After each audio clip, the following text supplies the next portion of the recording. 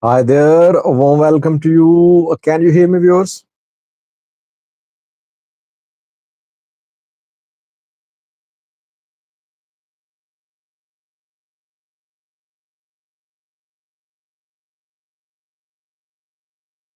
Thank you for responding with yes. Good to be with you. This week's last live chat. Interesting topic for you. Let me welcome the participants first. Then I'll request you to let me speak for 10 minutes. I want to share with you the analysis of Fano's new offensive. It seems that Ethiopian military has been caught off guard by Fano. Three aspects of the new offensive by Fano are disturbing for the military. I want to speak in detail on these three aspects one by one. Definitely, Ethiopian military was stunned by this new offensive by Fano. Why? Is it because of the number of casualties suffered by the military, or is it something else? 3 points which are a matter of concern for the Ethiopian military. I'll speak in detail on these 3 points. Let me welcome the participants first. Simon Tesfaye, almost always first to comment in live chats. Welcome, Simon. Bino Junior here. Bino is a member too. Special welcome, Bino. Hope you're doing fine. Bino has a. We have K Shivatube. One day, Anonymous one is second member who joined today. Welcome, Anonymous. Special welcome to you. The king says, Sajid, who do you think has the upper hand at the moment? Well, let me speak for a few minutes after the introduction, then you can decide for yourself. Ethio joined to welcome Ethio. It's very helpful, by the way. He keeps me updated, helps me a lot. Thank you, Ethio, for being there for me. Maldini Paolo here. Kasic Telahun Biuketo. Welcome, Kasic. Helimarium Kakeba Gubina says, what's special today? Tonight's live chat is about what's happening in Amhara region. Masu Dagnaccio Mulugeta Tivelde Hadash Liul Sagad Sigae Sibbat Yaso Lobak Dangolo joined too. Lobak is also a member. Special welcome, Lobak. Hope you're doing fine. A Tivelde says it's good if you show videos, clips for your backup evidence. Well, I cannot show clips, videos all the time because I cover war, I cover fighting, I cover clashes, and most of such clips are not presentable in terms of restriction by YouTube. But generally, I try to share details of what is happening. Ayalio joined too. Ayalio says, hello, Sajid. Currently, you are the only person who gives us right and timely information. Keep it up, brother. Thank you, Ayalio. Haidaras joined. Peace and love here to welcome Peace and Love. Peace and Love is third member who joined today. Special welcome, Peace and Love. Eerie Love joined to Tarzan Jungle is here too. He's saying, my views and news, bye bye. Havaria Gebrigizabr said, do you think there will be alliance shift because of the regional political crisis? Perhaps a separate video on that. Mureda Gamacho has bought a super chat sticker for $3. Welcome, Mureda. Thank you for buying the super chat sticker. Your contribution matters a lot. Good to see you. Sebba says General Migbe's accusation was a cover up. He was made a scapegoat. By the way, just one point about Migbe, then I'll speak in detail about Fano's new offensive. Why is it stunning? The military, in its statement, accused Migbe of smuggling gold through Eritrea and buying expensive properties. If you remember, a few weeks ago, Getachew supporters accused Migbe of buying properties in Addis Ababa in the UAE.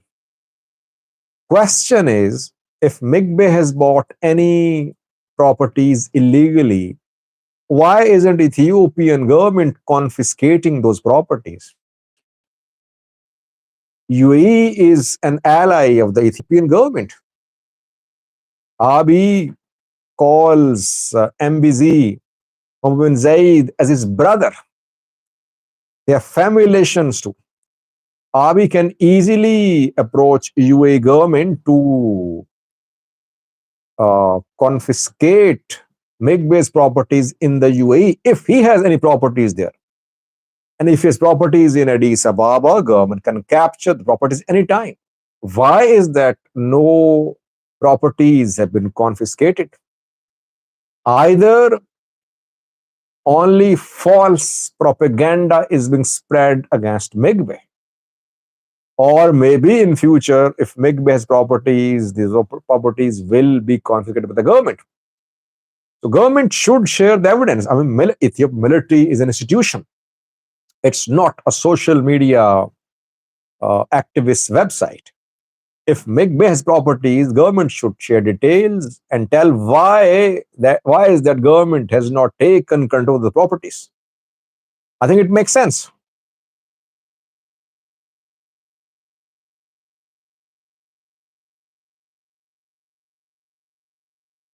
Fahmi Kamal joined too. He says, I'm surprised to find Amhara support for Fano, the number one enemy of Amhara. This is a curse. Is calling Fano enemy of Amhara. Maldini says, I feel there is a sleeper body waiting for the tired government and Fano. Do you feel the same? Sleeper body?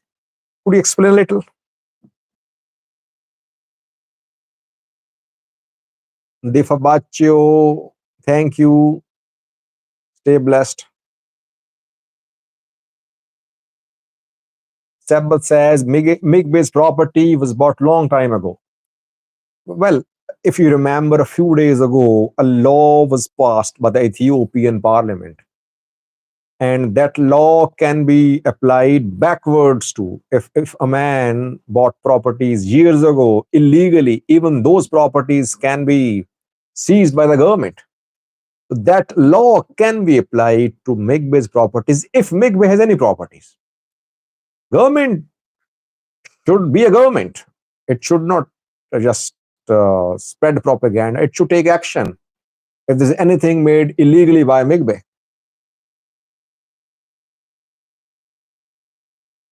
Abukar joined, Fikro Ziharero here too. A says today's lives seems to be interesting. Sammy S, BT. Let me start, viewers. Can I start? If you allow me, I'll speak. Elijah says, ignore the negative and partisan comments and keep up the good job, Sajid. Thank you, Elijah. I don't care about negative comments, by the way. Just read it because others should know that there are people from all types of people with all types of views here. Everyone is allowed to speak here. Whether you criticize me or appreciate me, you're free to speak.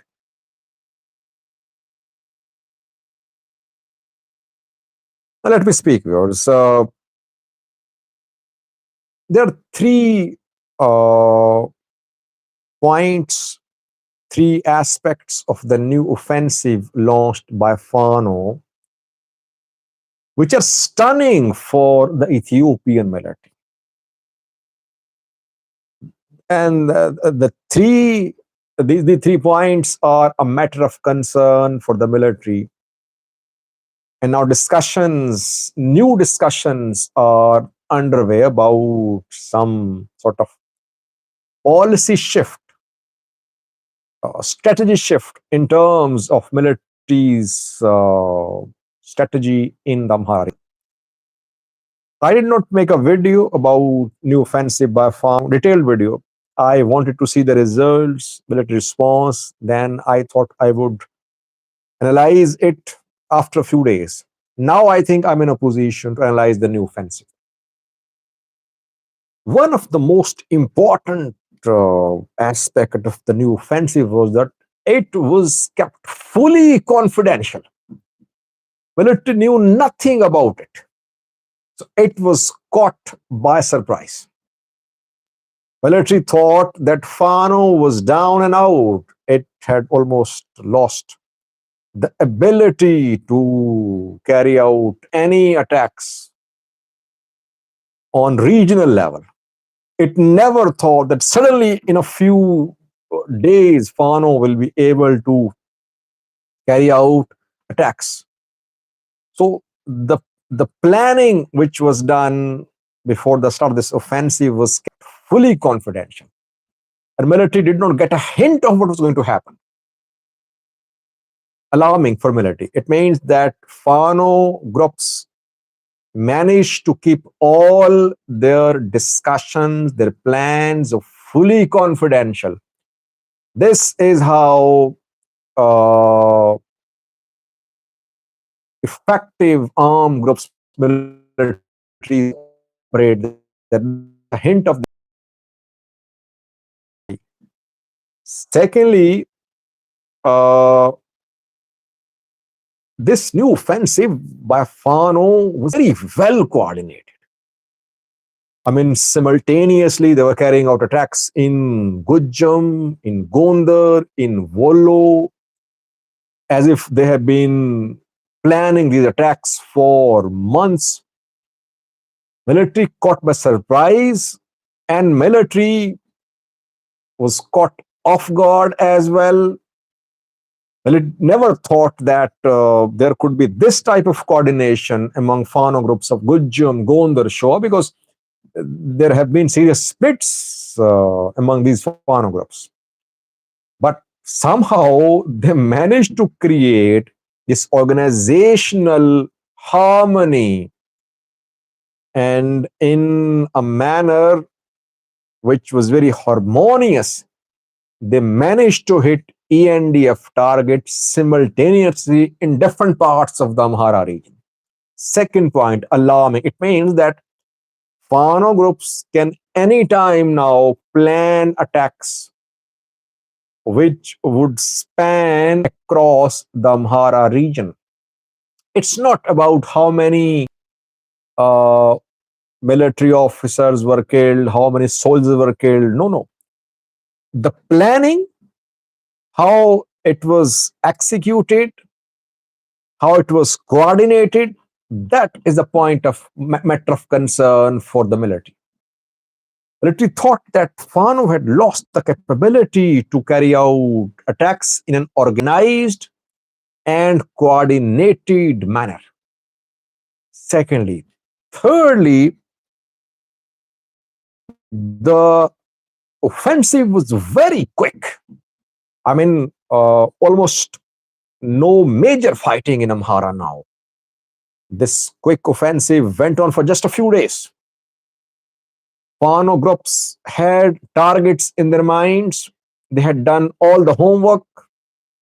You can call it blitzkrieg, though generally this term blitzkrieg is used when a sudden attack is launched by military, which startles the other side, involving tanks, artilleries, etc. But you can call it a guerrilla blitzkrieg by Fano. That in a very short period of time, they hit targets precisely. They retreated, they suffered minimal losses, and now they were nowhere to be seen. They were nowhere to be seen. This is what is alarming for military. It means there was meticulous planning behind the new offensive by Fano. That is why military is accusing Migbe. Military believed that there was some military mind behind this offensive. How can these Fano fighters who don't have the capability to plan such an offensive, how did they carry out this attack?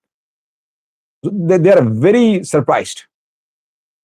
So now they think that there's something happening, someone planning all this, and they're involving Migbe.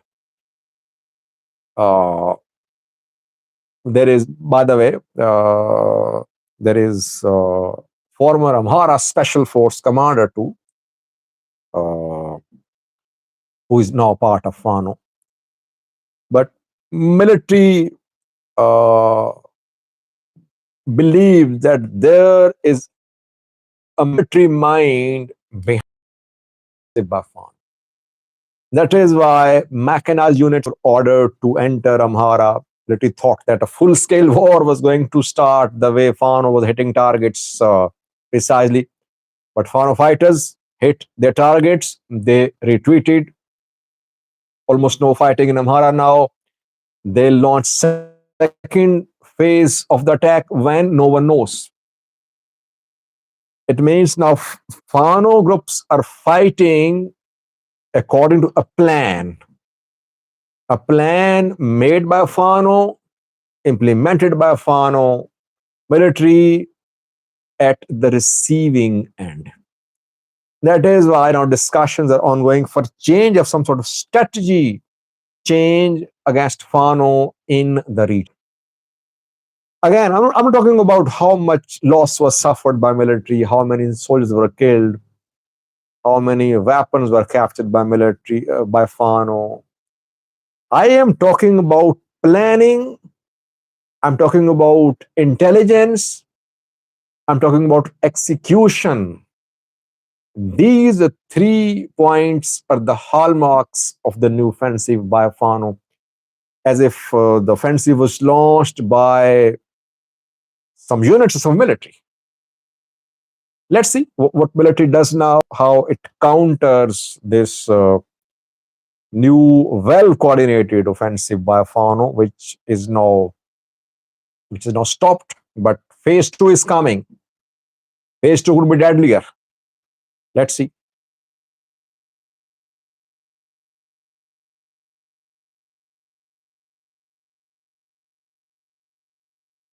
BT says, I am saying Ethiopian needs peace, not war, and a functional law-abiding government. Yes, you're right, but you need to have democratically elected government chosen by the people of Ethiopia. Government, not the government imposed on the Ethiopian people.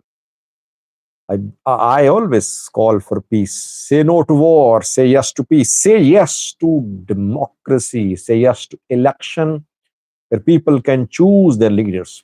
But whenever governments take office in Ethiopia, they just try to strengthen themselves without having any regard for democratic norms and values. This is what is happening in Ethiopia. PP wants the term crushing opposition parties, giving birth indirectly to armed groups. How will peace come?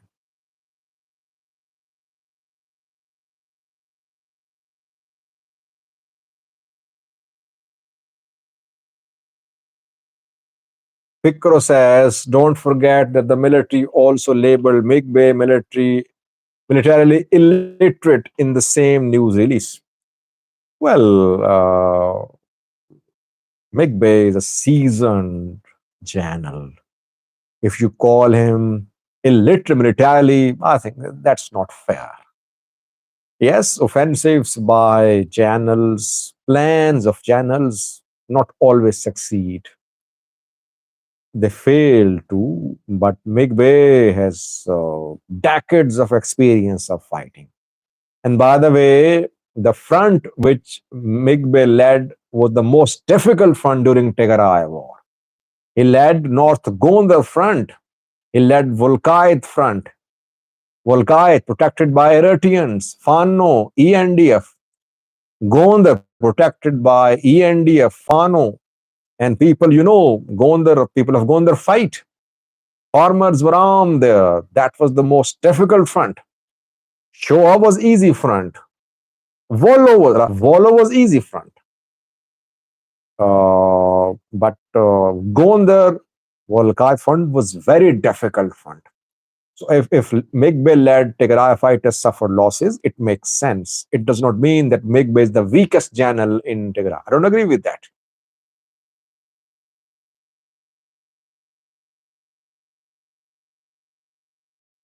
Kidane Birhane joined to welcome Kidane.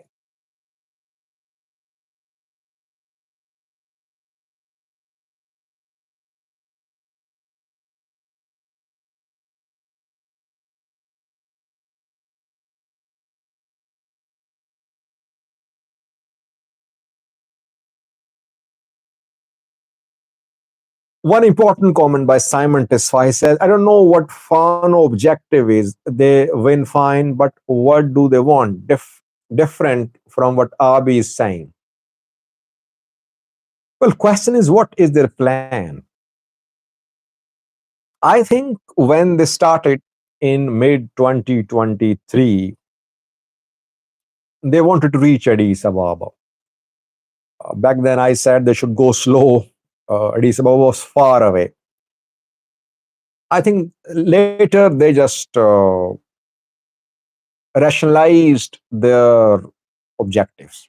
Now they are focused on Amhara region. They're not pushing towards Oromia. They're not pushing towards Addis. They are fully focused on Amhara. By the way, people say, what has Fano achieved? Fano has destabilized the entire Amhara region. It's not an achievement, but it has paralyzed Amhara regional government. Businesses disrupted, transport disrupted, education activity disrupted, everything disrupted in the region. Government has no writ. Fano groups strengthening themselves, expanding in terms of manpower. And yes, they'll have to shift the gears. When? When will they have the capability to capture Bahirdar, Gondar, Debre Birhan, Wuldia, Lalibela, Dasi, Kambolcha? This is the question. Will they ever try to capture big cities, or will they try to target main leadership in Amhara? So, I think gradually, if they manage to continue these well coordinated attacks, you will see them hit some targets. Targets in terms of territories, targets in terms of people, targets in terms of attacks involving heavy losses on ENDF side. Did Migbe participate ASAP? Are you talking about Amhara region? I don't know. I don't know. I was talking about Migbe-led TDF offensive during Tigray war on North Gondar front.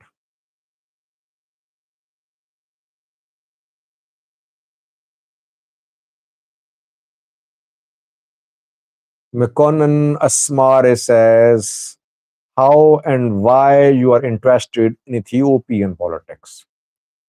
Well, I covered Tigray war. I have been covering wars. After Azerbaijan-Armenia war, I started covering Ethiopia-Eritrea war. Azerbaijan-Armenia war ended on the 11th of November 2020, I remember. That day, Russia mediated ceasefire deal with Azerbaijan and Armenia. After that war, I thought of covering Tigray war. And Tigray War helped me understand Ethiopia, Eritrea, Horn of Africa. Since war in Ethiopia it has many angles. It has a political angle too. It has ethnic angle too, perhaps religious angle too, other players involved too in the region. So I had to study Ethiopia, study Horn of Africa. That is how I got involved. And since November 2020, I've been covering Ethiopia. Now I have so many friends here, so many contacts here that it's easy for me to get information from the Horn of Africa, from Ethiopia, from Eritrea. Even I get information faster than local journalists. Sometimes I get very confidential documents from Ethiopia, which I don't show.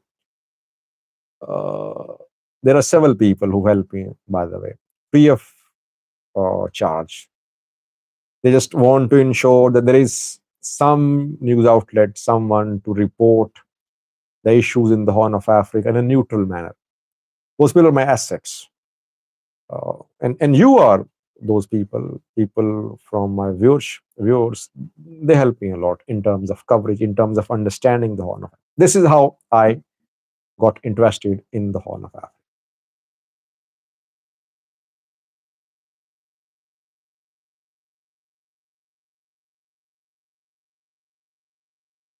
Sabbath says, do you feel the march to Eddie's song is slowly fading? No, it hasn't started, by the way. It the chanting has not begun so far. Preparations are underway. Uh, Ethiopia will sing this song. When, where, how, that remains to be seen. A lot depends upon Ethiopia Somalia talks too. How will those talks end? What will Ethiopia get at the table with Somalia? So a lot will happen in 2025, I think.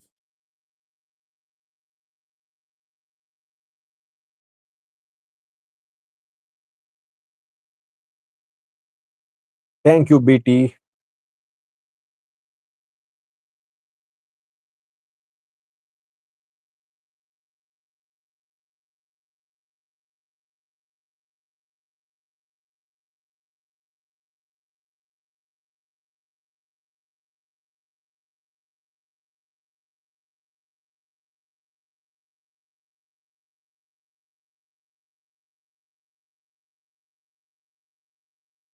Thank you, Mehari.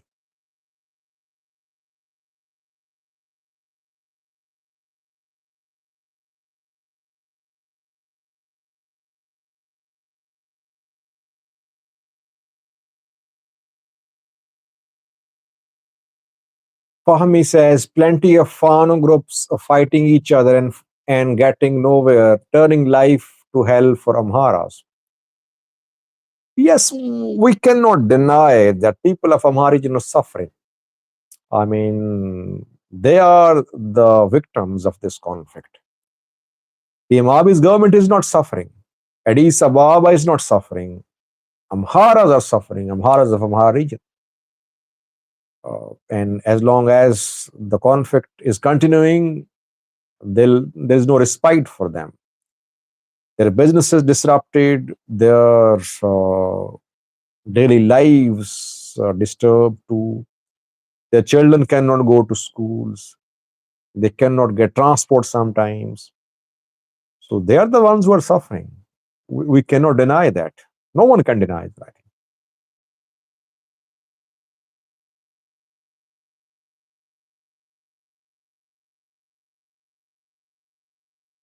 Simon Tiswai says, Sajid, are you in personal contact with anyone belonging to the Fano group? Come on. You're underestimating me, Simon. You're underestimating me. I have been in touch with all the groups: Ola, Fano, TPLF, TDF, government people, opposition. That is how I get information. Pro Fano, anti Fano, Prola, anti Ola, people close to Fano, people close to politicians, some people working in aid organizations. They helped me a lot during war, by the way. Uh, I remember, let me tell you one thing. When Tigray fighters withdrew from Amhara region, if you remember, I had a video on that, and viewers, they just lashed out at me saying, Sajid, you're anti-Tigray, you're anti TPLF, no one is withdrawing. You just make up stories. You have been bought by PM Abi's government. But when Tigray fighters were withdrawing, believe me, there was no network there, by the way. The city from where they were withdrawing, a man was seeing them withdraw and he was calling me. How did he get in touch with me while there was communication blackout? That's another story. But he was in touch with me for some time, very reliable. He said, Sajid, this is where I'm standing now. I can see TDF fighters, their vehicles moving from this side to this side. Then I then I uh, analyzed it on the map. That was a sign of withdrawal. I got confirmation again from that man, and it was confirmed. So this is how I got information from the ground, real-time information in some cases. Even now as well, sometimes there is an incident in the Amhara region, in Tigray, and I get real-time information from there. People call me, they send me emails, and I don't disclose them. I never disclose their identity. So these people are my assets, and they are viewers in touch with me for years. If my views and news is here hovering the horn, it's because of you. You make it possible.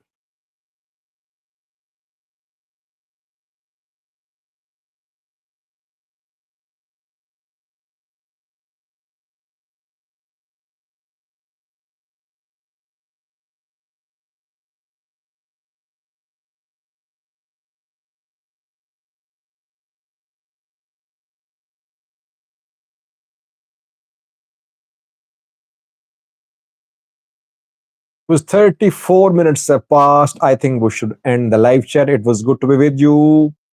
I'll be back now next week. On Friday, we'll resume live chats. Uh, I love your participation in live chats because we exchange views. You people exchange views with each other too. And that is how we try to understand others' positions too. Thanks for watching. I'll be back on Friday. Till then, bye bye.